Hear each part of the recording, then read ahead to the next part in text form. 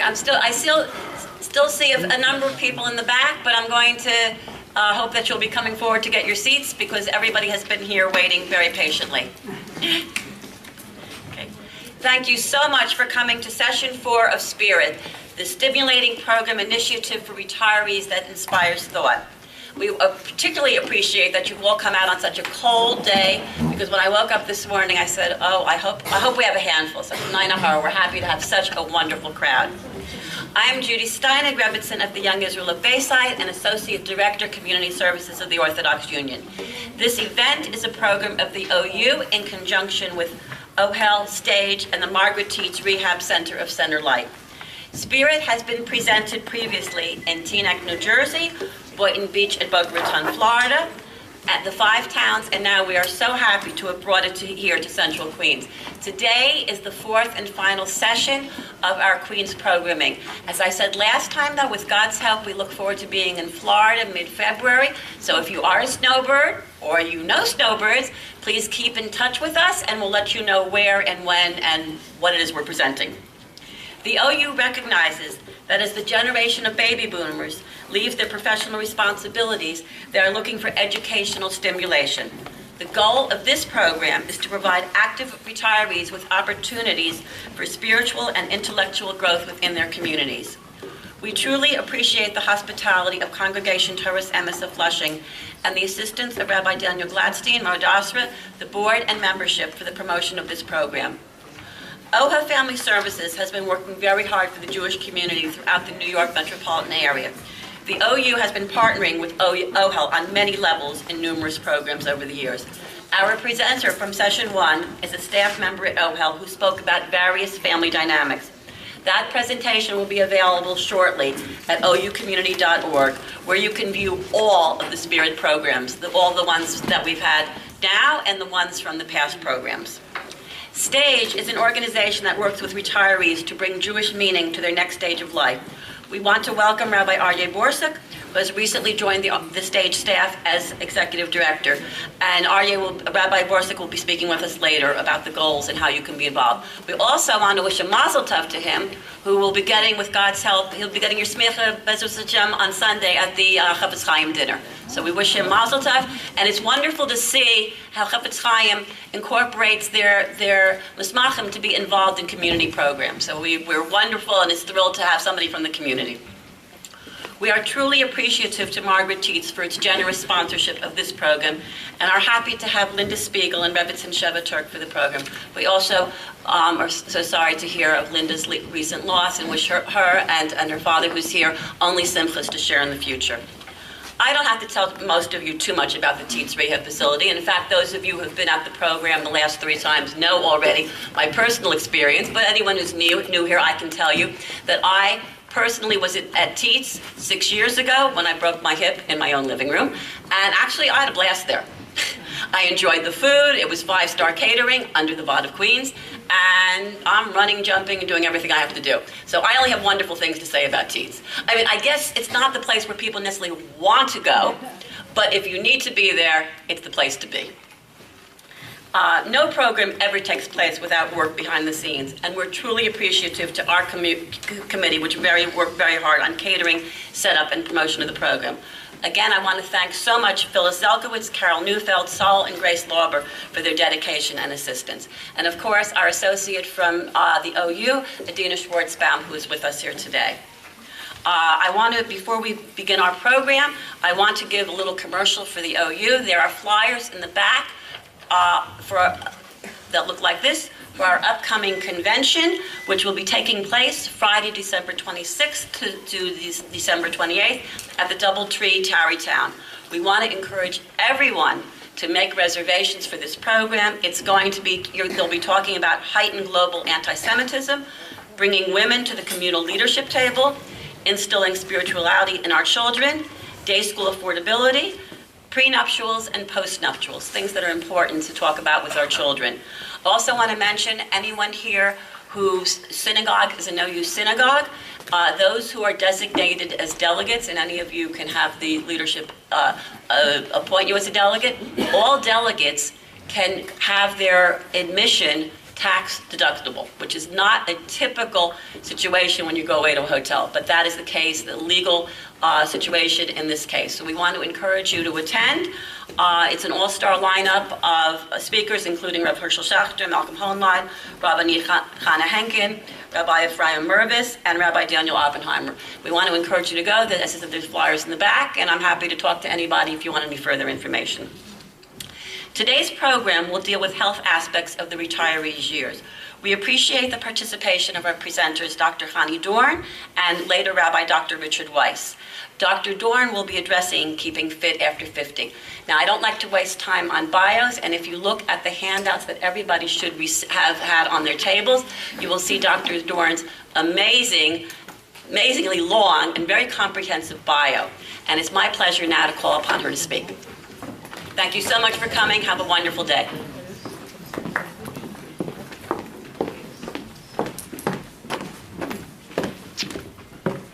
Good afternoon, everybody. I want to thank Reverend Steinig and the OU for inviting me to speak. And specifically, what I'm going to try to cover is mental fitness, cognitive fitness, how to keep your brain fit after 50. Can't hear me? Sorry. Not working. Is that better? Nope. Still not better? Speak up. Okay. Is that better? Yes. Okay. Okay, so I'm going to try to talk about brain fitness as we age. There are normal changes to our brain as we age. It's God's humor that generally things get bigger as we get older, but our brain actually gets smaller as we get older. So what happens actually is there are more spaces between the ventricles in our brain, and it takes longer for signals to be sent. So our thinking slows down somewhat. It is a myth that there's uncontrollable and irreversible cognitive decline as we get older. There's been research that shows that it is mostly fear of failure in older adults that keeps them from doing the types of thing and making the types of commitment necessary to keep their brains fit. And therefore, when their brains are not as fit, they become even more fearful, and so it becomes a negative cycle. So I'm going to try to talk about three things. One are lifestyle factors that can help keep your brain fit. In between, I'll mention a couple of strategies, which aren't exactly exercises as are in the handout, but a couple of strategies that can help register information, process information, and help us to recall it. Okay. The first lifestyle factor is just physical activity. Anything you do for your body is also, that's good for your body, is good for your brain. It increases blood circulation, which brings oxygen and nutrients to your brain. So any kind of exercise can be helpful.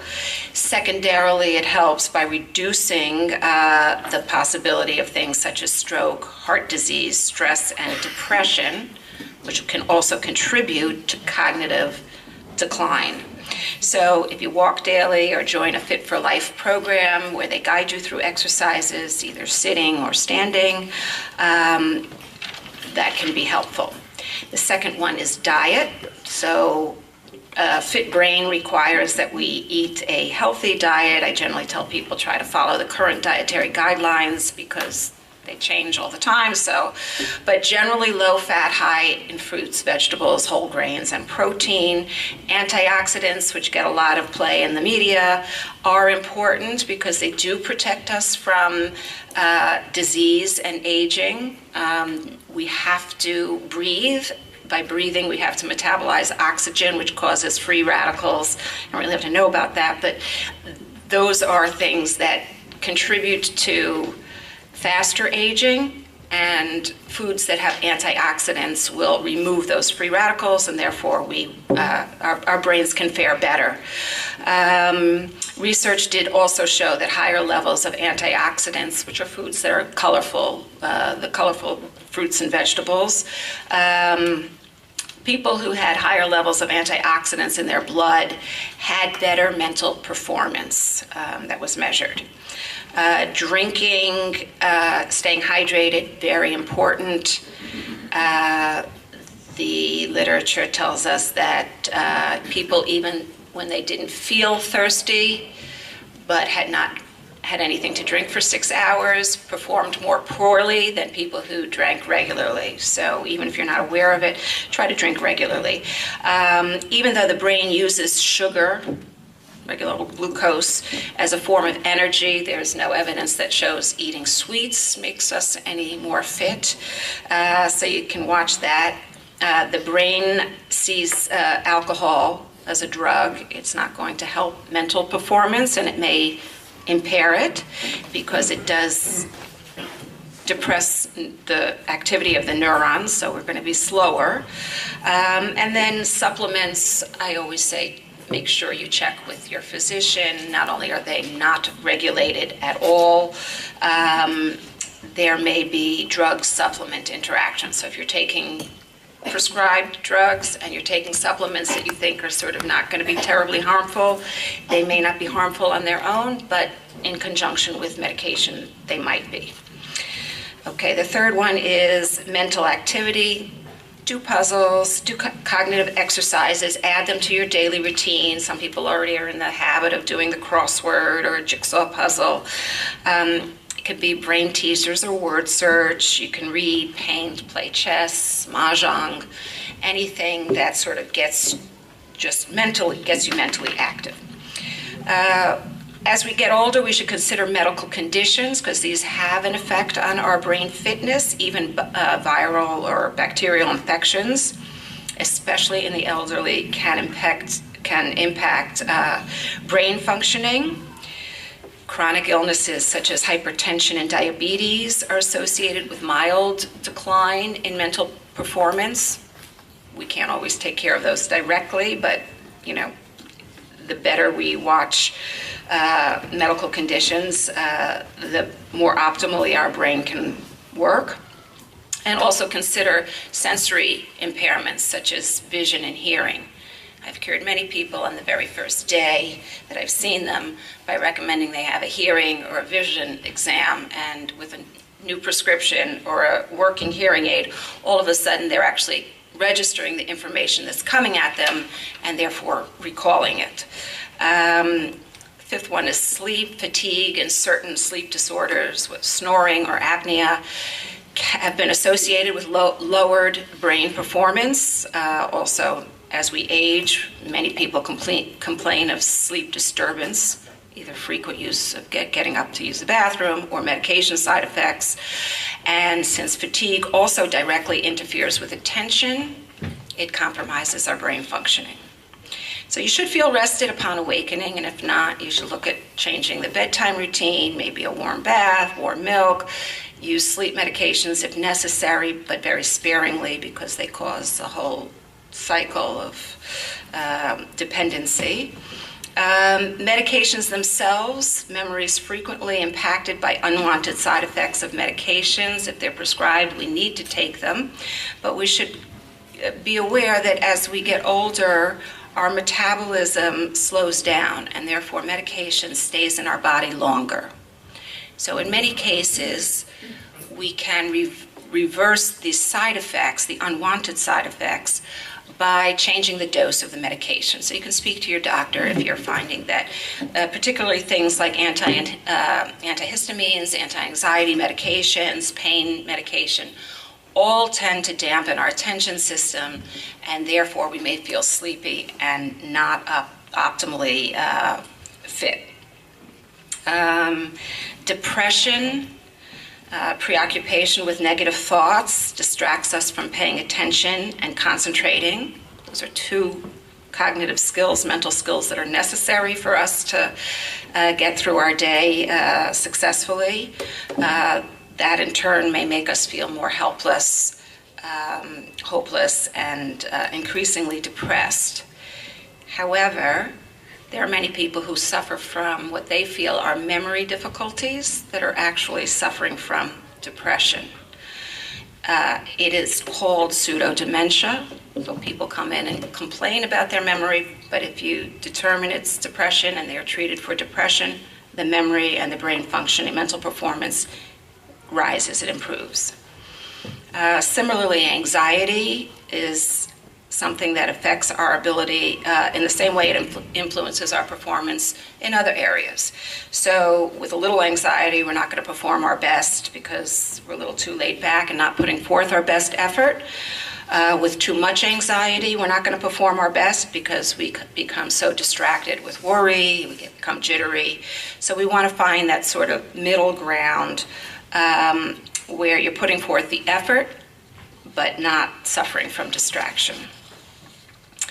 And the ninth factor is stress itself. Now, stress can be good and bad. Both positive and negative events can cause stress.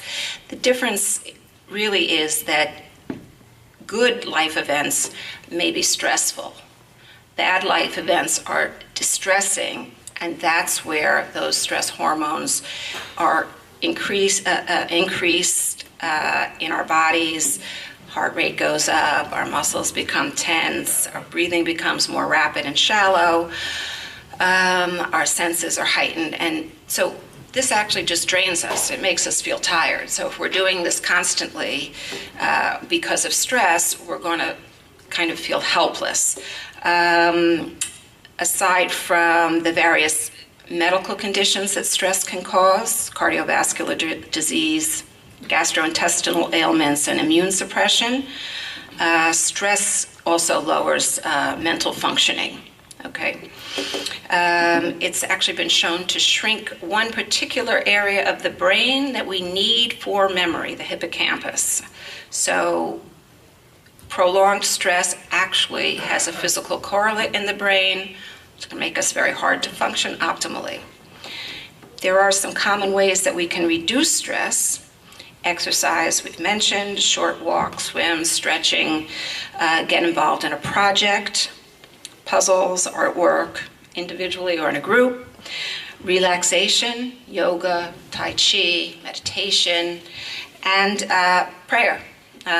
Individuals with spiritual involvement have been shown to have lower levels of stress hormones, so you came to the right place. And the last one is my favorite because it affects us all throughout our lives in this particular type of society. It's information overload. We often aren't functioning with our optimal brain fitness because our circuits are simply overloaded. We're just bombarded with information throughout the day, much of which we do not need. And so we're less likely to successfully use the information that we do need. So we want to just learn to gatekeep a little better, attend to the things that we know are necessary, and try to dismiss or fade out things that are not so important. And we have a little exercise that I'd like to get to that can sort of show that. So mental fitness is really the counterpart to physical fitness. I mean, just the way you want to have lifestyle factors that support your physical fitness and you want to do actual exercises, you also want to have lifestyle factors that support mental functioning as well as doing cognitive exercises or mental fitness exercises daily. I'd like to talk about some of those exercises, but before I do, there's one other bridge sort of that is going to help us to stay fit mentally, and these are just tools to be aware of. So if you want to build a bookcase, you need a hammer and nails.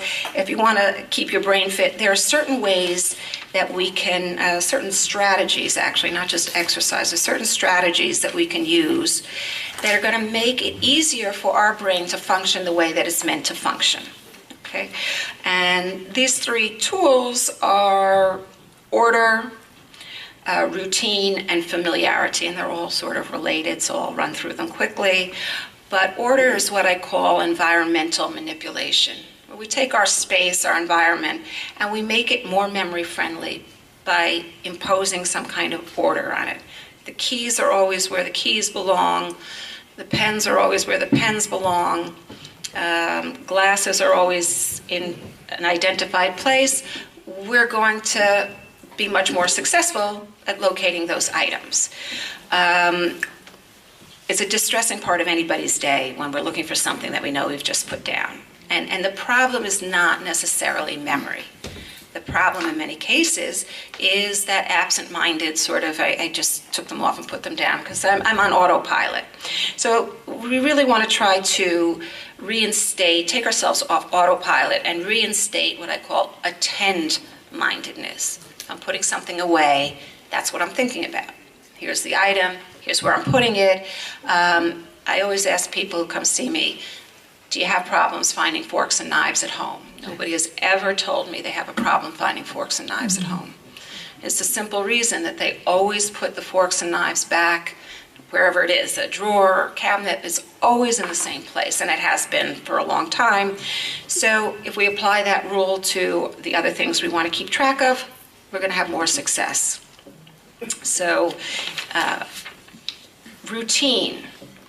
Establishing strong memory habits can be very helpful. One of the areas of the brain that shrinks more quickly as we get older is the front part of our brain, which we use to plan, to decide that we feel like getting up and doing something, to initiate behaviors. So when those, with that in mind, it's a good thing to establish habits because those will remain. Instead of saying, do I feel like doing this today, we get up and do it because we're in the habit of doing it.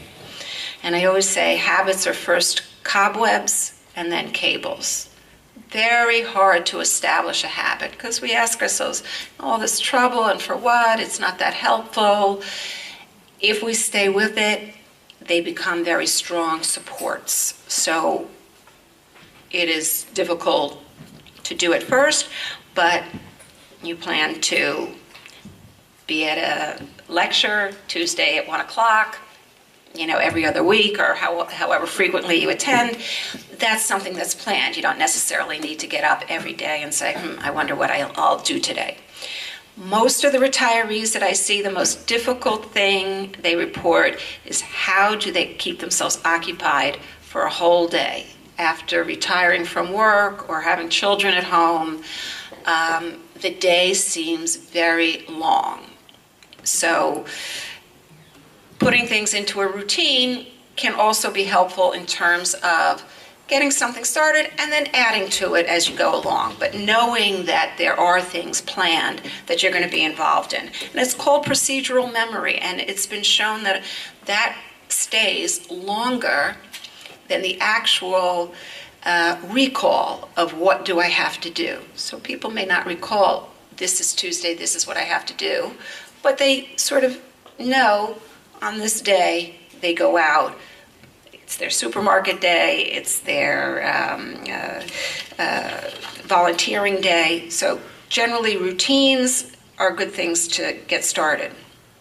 And the last one is familiarity, which is sort of the internal counterpart to routine. It's the things I sort of run through my mind regularly that are going to stay with me most easily. Things that are familiar to us.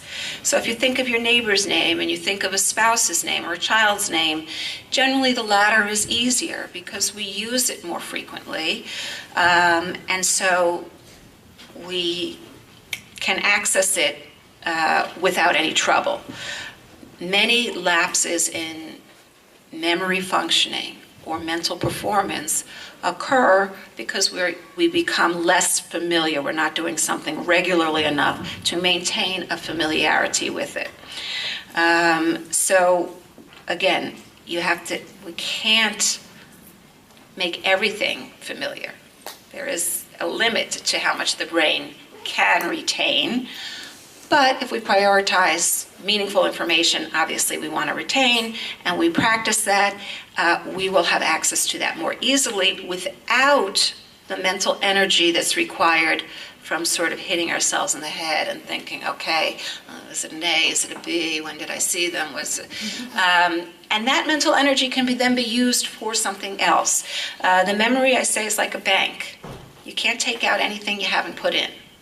So if you use up mental energy running around looking for where did I put my glasses, or what was that person's name again, that energy is not available any longer.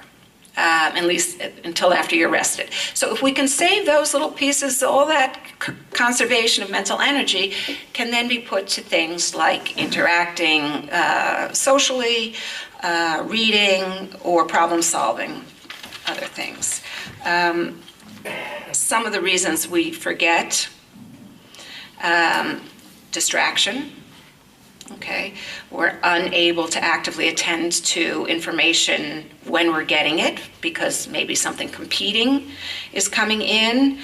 We may be doing, maybe us, we may be doing more than one thing at one time. So you're talking on the phone and you're potchking around the house and doing other things. I always say the big factor in memory impairment was cordless phones, because now people talk on the phone while they're walking around. So you either hang up and say, what did I tell them I was going to meet them? Or you're likely to have put something away while you were concentrating on your phone call and therefore not remember it. So brain was made to do one thing. If you sat down attached with the old-fashioned cord to the phone, you focus on your conversation, and then you go do other things. Stress we spoke about. We forget sometimes because we're stressed. Solution would be relaxation, or if you certain things we can't relax away. So you might turn to taking notes or having somebody sort of give you a reminder.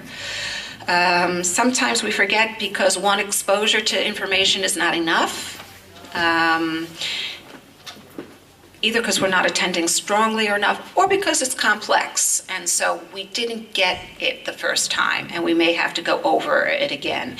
So twice is nice. If you can look at something again or hear something again, you may find that, in fact, because you're comprehending it better and more fully, you're going to remember it better.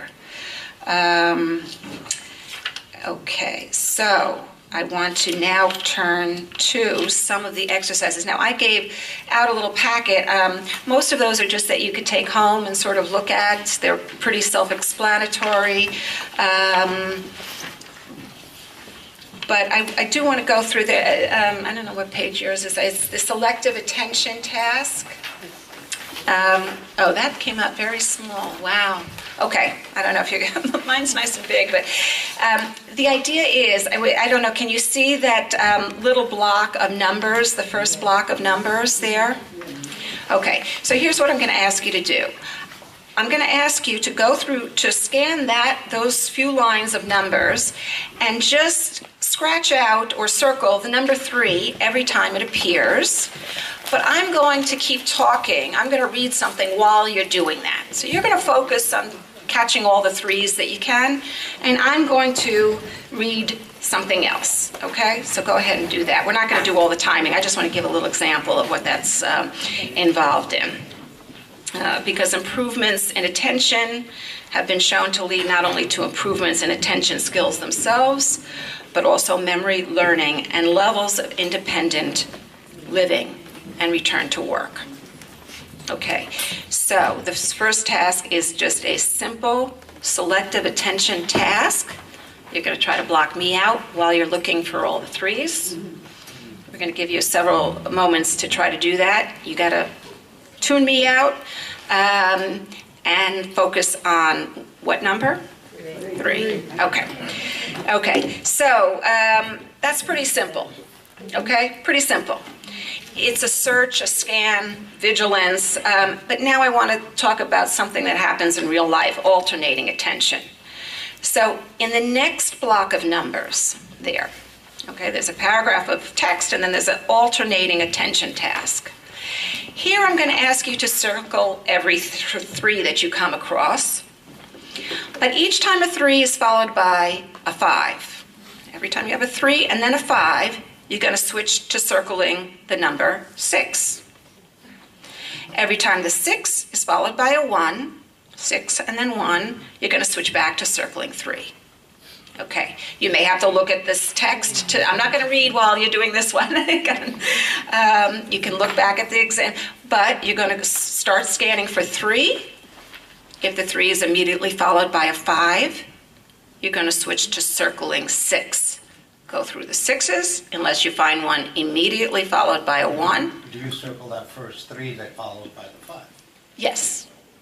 Yes. Until after that, then you'll switch to sixes. If the six is immediately followed by a 1, you're going to go back as you continue. You're not actually going back to the beginning, but as you continue, we'll then go and switch to looking for 3s. So we're alternating between looking for 3s and looking for 6s, and we have a cue that tells us which one are we going to do. Okay? Now, if I were timing, this one would take longer. Okay? I don't have to use you experimentally. I know this. This one's a little bit more difficult. Okay?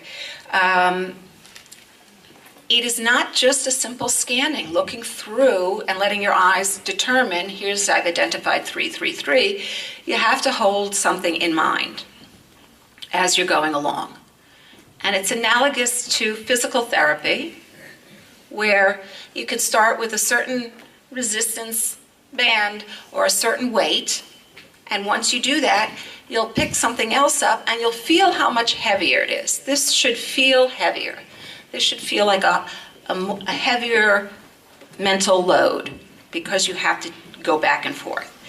I'm going to show you one more that you're going to, in order of liking, you're going to like this one the least. So this is divided attention, which I generally tell people, try not to divide your attention. We don't do, nobody really does well when we divide, but just to show you the mental load that I'm talking about. So now you're going to circle every 2 and every W, which would be easy enough, except that I want, while you're doing that, I want you to tap your foot in measures of 3. So we're all going to do 1, 2, 3, pause, 1, 2, 3, pause, 1, 2, 3, pause, 1, 2, 3, pause. Now look for 2s and W's. Keep tapping your foot and looking for 2s and W's. So, yeah, that's nice. I hear a little bit of a rhythm. Yeah, so that gets hard. It's like this, the tapping it, right? You know, it's very hard to coordinate both of these things. The brain is really designed to do this. That's why it's so hard. Now, if this was the only divided attention task in the whole world, we could all get good at it simply by practicing. But it isn't. Our day is full of times that we're doing multiple things. So any exercise that works your attention is going to be helpful. But I think you can get the sense from just these 3 types of exercises that there are different weights, amounts of attentional load that we can rehearse. Okay? And as I had mentioned before, but you were doing a task, I just want to, improvements in attention do lead to improved levels of independent living. And that's kind of an important thing, that if we do have control over improving our attention, and we do so, we get not just a fitter brain, but we get the benefit of being able to do even more things well. Okay? And then I'll give you, aside from the little exercises that you have in the booklet there's other ways that you can exercise a little bit in the morning, a little bit in the afternoon, at home, don't have to go buy anything. You can do these kinds of scanning exercises just with the newspaper. So you can pick a letter and scan an article for all the T's, or pick the word and go through the article and circle all the ands. Sometimes I'll make it a little harder for people, and I'll say use the journalist's name, use the byline, any of the letters that are in the journalist's name you're going to scan and find in that article. So that, again, requires a going back and forth. In real life, you can count or scan how many windows, how many electrical outlets, how many shelves are in a particular room. You can be walking down the street. You can scan for pizza shops. You can alternate where are the kosher ones, where are the treif ones. So you can do all kinds of exercises that improve your alertness visual scanning and attention, even while you're taking a walk. Word searches or number searches, both of which I gave you examples of in the packet. Also, things you can do on your own or you could do with others, alphabet math. So if I gave you a letter and I ask you to give me the letter that is 3 letters away. So if I gave you the letter F, you're going to give G-H-I, right? If I gave you P, Q, R, you're going to give me S. So you can do that. And again, that's sort of a scanning, but it's a mental scanning, so you don't have the benefit of seeing something written out. You have to hold in your mind, we all know the letters of the alphabet, so that's, in many cases, straightforward. If it gets too easy, turn it around. So if I give you a letter, give me the letter that occurs 3 letters before it. Now when I give you P, you're not going to give me S, you're going to go backwards. Okay. Right, okay. So that's harder. We're still using the same information. It's the letters of the alphabet, but now we have to hold them in mind. And 1, 2, 3, go backwards. You can do this with any information that's sequential. So months of the year is very easy. Try doing those backwards. Okay, what's 2 months before November? If that's too easy, try doing the Hebrew months. That gets a little harder. And if you can do those backwards, you can come tutor me. That's okay, so attention exercises are often tedious. So often, you know, I gave you 4 lines to scan for a number. But if you had to go through a whole page, it gets very tiresome. That's how we know we're working our attention system. When we start to feel bored is when our attention system is trying to turn off. Sometimes it's natural fatigue and we take a break, we come back, we're refreshed and we pick up. But that's how we improve our attention span, is by doing something that challenges us just enough so that it's not too easy. It does make us sort of tell ourselves, okay, let's refocus and try to finish this. So that's about the level that you want to be working on. Okay, the other thing is with cards, if you have a deck of cards at home, again, whether with somebody else or on your own, there are easy ways like that popular memory game where you take 8 pairs of cards, you shuffle them up, turn them over, you turn 2 over at a time. If it's a match, you remove them. If not, place them back face down, and you try again using position and memory to match all the cards up into pairs. You can try sequencing. So if you just throw down 5 cards, read them out, they'll obviously have a certain order. Hopefully you won't have duplicates of anything, but then you turn them face down and try to uncover them from least to greatest, from the lowest to the highest. So then you then have to remember, where did you put, it was the 2 and then the 5 was over here and so on and so forth. So that's, again, using memory. You start with 3 cards, make sure you got that. You could add 4 and then 5. And logical rehearsal. So if I take a card out of the deck, I have the 2 of diamonds, right? It's a red card. This you have to do with another person. They get to ask you questions to determine which card you have. They can only ask yes/no questions. They try to do it as quickly and efficiently as they can. So, is it a black card? No. They know it's a diamond or a heart. Is it a heart? No. They know it's a diamond. Is it greater than 5? So they can sort of ask these questions and hone down until they solve the problem and tell you which card you have. Other ways to do this without cards, rehearse numbers. Rehearse your telephone number. We never use our numbers anymore. Sometimes I get, so panicked when somebody asks me to put down my number and I think, my goodness. So we use that information less and less because we all email and have cell phones, but rehearse your numbers, social security, addresses, birth dates. You can rehearse name, face associations. You see somebody, practice what's their name. To follow instructions, great cognitive skill.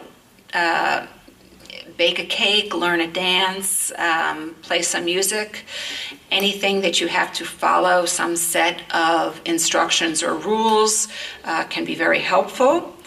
And of course, reading. Reading is a very helpful cognitive skill. Help keeps our brain fit because we have to understand what we've previously read, because what we go forward and read is based on what came before. I guess we've all had this experience of sort of reading a page, turning it, and then what? So a lot of times we're running our eyes over the words and we're not really processing it. So sometimes stopping at the end of a page, just getting it in your head, what you just read, and then turning the page can be helpful. Again, a lot of this is autopilot, and if we become more attend-minded, we find attention improves. If we've attended to the information, then we can work with it. We can process it in some way by understanding it, asking questions about it, evaluating it, or just rehearsing it, and that enables us to remember it more easily. So that, in a nutshell, is the ways to keep your brain fit. Lifestyle definitely plays a role. Exercise plays a role. And just having some strategies that inform you how the brain is going to work at its best. Again, I always come back to the analogy between physical fitness and mental fitness. If you're doing the running and you're doing the stretching, but you're doing the smoking and the drinking, you're countering the benefits that you're getting from the healthy behaviors. So lifestyle factors are important because if we have control of those, which we, in many cases we do, then the exercises that we do are going to show a bigger benefit. And I will tell you that aside from all of this, and there's really much, much more, but aside from this, the number one way to maintain your brain fitness at any age, but certainly as active retirees, is social interaction. That encompasses all of the cognitive skills in one sort of natural setting. So you have to attend, you have to be able to process information, you have to be able to reason, you have to be able to understand what people say and make yourself understood, so there's language involved, and there's short and long-term memory involved. So again, it's a good start to come to places like this and functions like this because you interact. It can be in a smaller group and it can be one other person, but social interaction, if you did nothing else except took care of your health and interacted with others, you will have a benefit over people who are more alone or don't value the interaction. And that's all I'm going to say, but I'm happy to answer any questions. Okay. Do you want me to pick up? Okay. Okay. In your private practice, do you deal primarily with younger people who've had a traumatic brain injury, or do you also deal with the older population who have minor cognitive impairment? And Okay, if you deal with both, is there a difference in how they show improvement? That's a great question. So I do deal with both. The question was, in my private practice, do I deal with younger people who've had head injuries, traumatic brain injuries, or older people who may have mild cognitive impairments? And is there a difference in how they benefit, in the ways in which they benefit from the treatment? So I do see both. And there are some ways. If I see a younger person who's had a head injury, what we're really talking about is cognitive rehabilitation. So we're trying to return them to the level at which they were functioning before they had the head injury. In many cases with older people or with chronic or progressive illnesses, we're doing what I would call cognitive remediation, which is just trying to get the skills to be as functional as possible and get the person to be able to function independently. So it may not be the level at which they were functioning when they were 30, but it will be an improved from when they come in. So there will be improvement in both cases, but not necessarily to what we call the pre-morbid level of functioning. Is that all private pay, or is any insurance covering? Medicare takes care of some. Most younger people pay on their own and get reimbursed, but that's my shtick only. I mean, some people may take private insurance. Yeah, I'm just wondering, I remember everything since I was a little girl, but if I go to introduce somebody, someone I know very well, I just forget the name. So how come I remember so far back? Right. It's not uncommon. People will often tell you that they remember the language they used as a child, their first language, better than the language that they've used for the past 50 years. Somehow the language they used for the first 10 years is... But I'll also tell you that forgetting names is a big problem, again, in our society. This is a fairly new thing. This was not always what people presented with historically as they're forgetting. Part of the problem is we don't use names formally as much as we used to. So I rarely greet my neighbors by name. Good morning, Mr. and Mrs. I just say, hey, how's everything? Hope everything's well. We know who they are, so we're not thinking that. But when you're confronted with having to introduce them, you haven't kept it familiar enough. And so that's where sometimes that is. If you rehearsed it, and sometimes just the very act of being completely mortified, you then remember that person's name for a long time. So sometimes that just kind of panics us into better recall. But it's not uncommon. Yeah. Do you see television as a detriment or an asset in terms of memory function? I see television as an asset, but not to the exclusion. You know, it is it's passive attention. So it is good for attention skills. I give people all kinds of exercises using the commercials to try to work out their brain, but because it is passive, it does not take the place of something that requires you to formulate a response where you really are on the spot. And it's that kind of thing. That's why generally what happens is people feel that they are having trouble with their memories. What do? They're uncomfortable, and so they do less and less. They try to interact less, and that's absolutely contraindicated. What you really want to do, despite some discomfort, is to stay involved. So the problem with television is we get this sense of comfort. I get it. It's pleasing. It doesn't ask me to respond. I don't have to know an answer. But so I think in many ways it's fine, but not to the exclusion of. Watch Jeopardy and try to have the answers. Watch Jeopardy. Jeopardy, Wheel of Fortune. There you go. Absolutely. Game show network is very good. Absolutely. Right. So absolutely, I tell people in my office all the time. Good way to, yeah. Back to the names. I have always had a problem with names, but the reverse. I will remember somebody I met 35 years ago and say where we met, what we discussed, and what the circumstances were. But 5 minutes after I've been introduced to them, please don't ask me their name. Okay, so again, all of those other things that you described, place, situation, interaction, That's always been the case. that has what we call texture. I mean, there's some processing involved in that. You've embellished the information. A name is a label. It's we just, what makes me a Hanni? I mean, that's my given name, but there's nothing. So whereas a place and a situation and interaction has some emotional connection, it has some other things involved with it that may make it more memorable than simply the name that you give to somebody.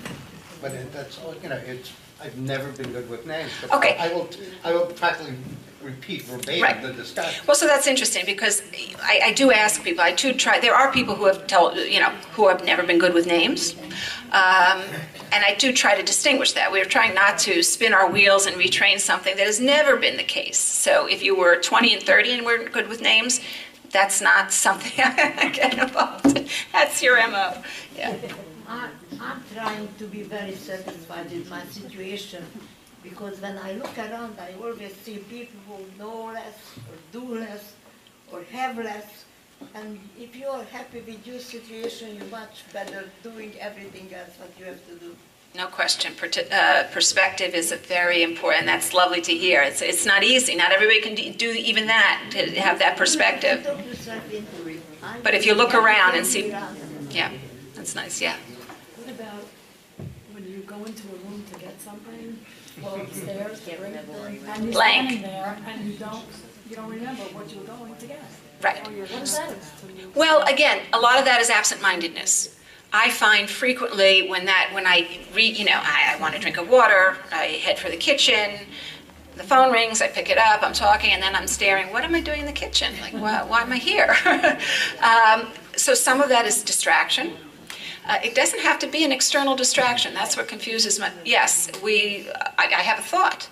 Okay, maybe I thought I heard a noise, and so I turn around. Maybe I see something fell on the floor. I stop to pick it up. I've interrupted the flow of I'm going to the kitchen to get a drink of water, or I need to run upstairs, and I forgot my keys upstairs. I'm running, and then I get upstairs, and I pick up 2 other things, get back downstairs, and say, the keys is why I went up there. So again, attend-mindedness, we can say it out loud, we can kind of repeat it for short, discrete pieces of information. So if you're going to the other room to get something and you're distracted, you make a choice. Do I want to divert my attention, or do I want to stay focused and do what I do and then come back and answer the phone or pick up a piece of paper or what have you? On the computer, there's something called luminosity. What is it? Is this worthwhile? I've never, a relative of mine said, why don't you click on this site? So, I'm sorry, yes. So the question was that there is something on the computer, a site for brain training called Luminosity. And is that worthwhile? So I know I said that attention tasks are very tedious. So in that respect, Luminosity can be very helpful because it puts you through, sort of one after the other. They do try to target it towards, they'll ask your age and what you have more trouble with. I think everything is helpful.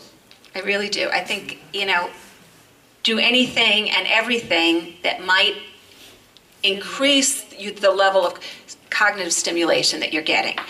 The only time I say sometimes it creates frustration. Somebody feels they're not doing it well or they're not advancing. At that point, we may be undermining the benefits. But in general, people who can log on and set up an account on Luminosity can do the exercises.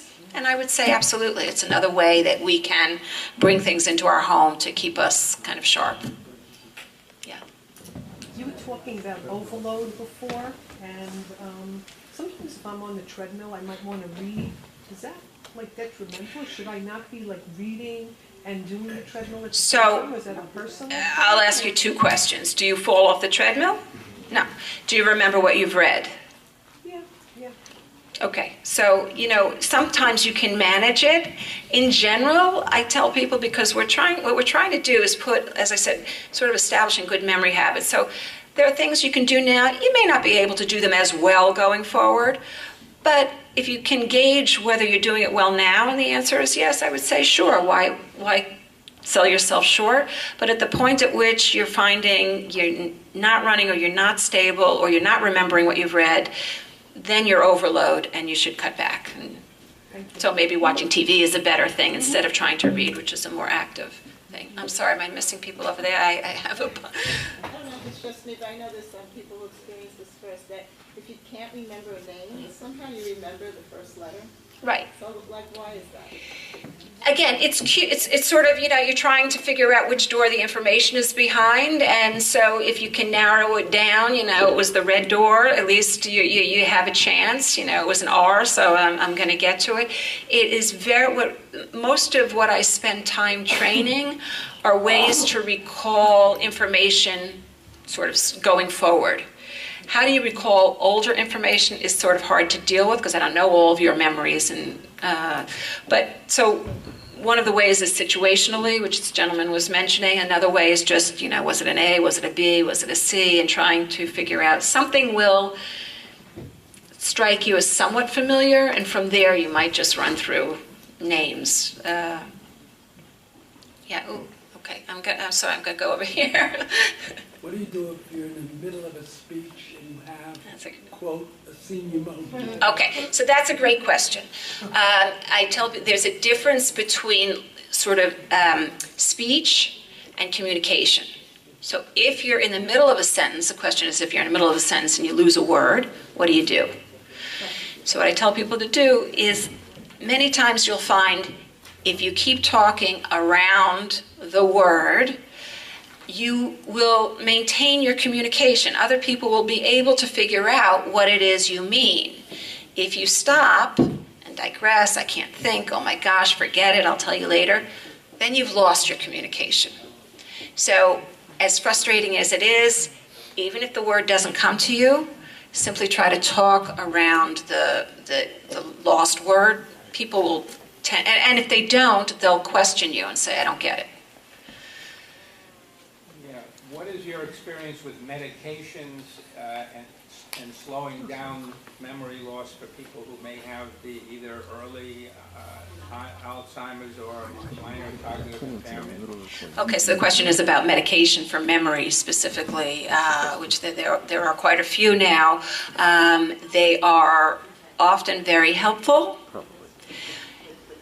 They may be very helpful in 20% of the people who take them. We just do. Biloba, is that good? Okay, well, let me do, yeah, that's not actually a prescribed medication. We're talking about things like Aricept, Namenda, Exelon, and the problem is we can't predict who will benefit from them and who won't. So we tend to give it to everybody who's been diagnosed, and then we observe them and interact with them and try to find out if they're beneficial. Lots of things coming down the pipeline, though. So they're moving from treating symptoms to try to treat the actual problem. So lots of advance in that area. So ginkgo falls into the supplements that I was talking about. The research does not show that it's terribly helpful. So the studies that these groups tend to put out, they've produced those studies, they've sponsored those studies, so we can question them. You know, what you're looking for are sort of, grant-sponsored research of medications, double-blind, the whole bit. I would always be a little careful, like I said, not because it may not be helpful, but it might not be just neutral. It might actually have some kind of other effect. So I would always run it by a physician before taking any supplements. One more question. Okay. One more question regarding there's increasing diagnosis of attention deficit disorder with young people. Do you have any experience as to what happens with ADD people as they age? Is it In many cases, it resolves somewhat so that they're, look, before the medication boom, many of these people had great difficulty as children and fared somewhat better in adulthood. Now, that may have to do with the natural effects of aging. As I said, your brain shrinks, our thinking slows down. So that may, in fact, temper some of those difficulties that they have. But nowadays, very few people who get that diagnosis are not on some kind of medication. There are very few. I've seen many children with the disorder. I don't see too many who have refused any kind of medication. So, but they may wean off of it as they get older, but certainly as children.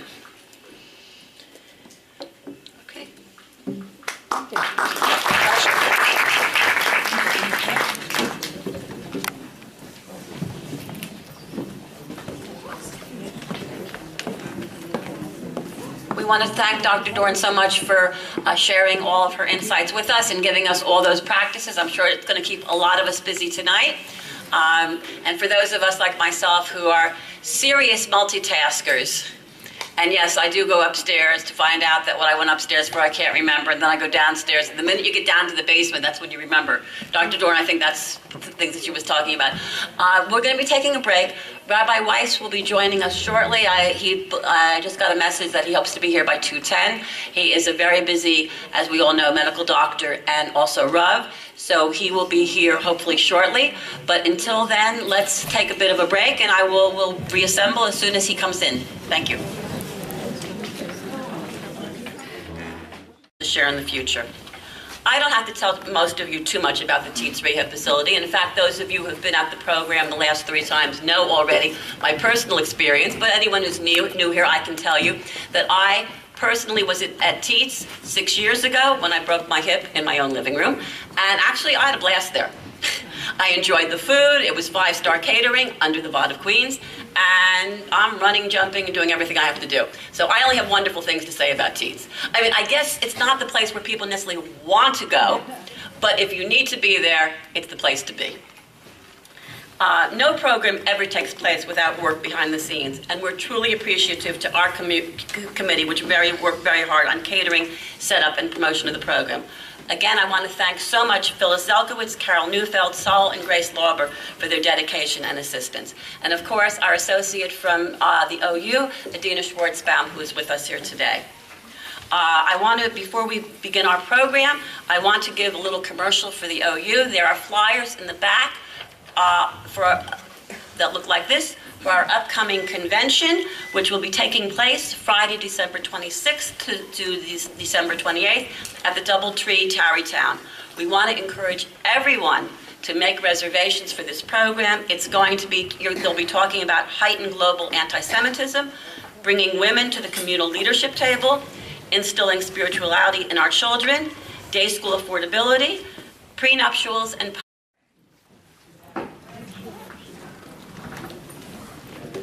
I still see a number of people in the back, but I'm going to hope that you'll be coming forward to get your seats because everybody has been here waiting very patiently. Okay. Thank you so much for coming to Session 4 of Spirit, the stimulating program initiative for retirees that inspires thought. We particularly appreciate that you've all come out on such a cold day, because when I woke up this morning, I said, oh, I hope we have a handful. So from 9 o'clock, we're happy to have such a wonderful crowd. I am Judy Steinig Rebbitzin of the Young Israel of Bayside and Associate Director, Community Services of the Orthodox Union. This event is a program of the OU in conjunction with OHEL, Stage, and the Margaret Teats Rehab Center of Center Light. Spirit has been presented previously in Teaneck, New Jersey, Boynton Beach and Boca Raton, Florida, at the 5 towns, and now we are so happy to have brought it here to Central Queens. Today is the 4th and final session of our Queens programming. As I said last time, though, with God's help, we look forward to being in Florida mid-February. So if you are a snowbird, or you know snowbirds, please keep in touch with us, and we'll let you know where and when and what it is we're presenting. The OU recognizes that as the generation of baby boomers leave their professional responsibilities, they are looking for educational stimulation. The goal of this program is to provide active retirees with opportunities for spiritual and post-nuptials, things that are important to talk about with our children. Also want to mention anyone here whose synagogue is an OU synagogue, those who are designated as delegates, and any of you can have the leadership appoint you as a delegate, all delegates can have their admission tax deductible, which is not a typical situation when you go away to a hotel, but that is the case, the legal situation in this case. So we want to encourage you to attend. It's an all-star lineup of speakers, including Rav Herschel Schachter, Malcolm Hohenlein, Rabbi Chana Henkin, Rabbi Ephraim Mervis, and Rabbi Daniel Oppenheimer. We want to encourage you to go. As I said, there's flyers in the back, and I'm happy to talk to anybody if you want any further information. Today's program will deal with health aspects of the retirees' years. We appreciate the participation of our presenters, Dr. Hanni Dorn and later Rabbi Dr. Richard Weiss. Dr. Dorn will be addressing Keeping Fit After 50. Now, I don't like to waste time on bios, and if you look at the handouts that everybody should have had on their tables, you will see Dr. Dorn's amazingly long and very comprehensive bio. And it's my pleasure now to call upon her to speak. Thank you so much for coming. Have a wonderful day.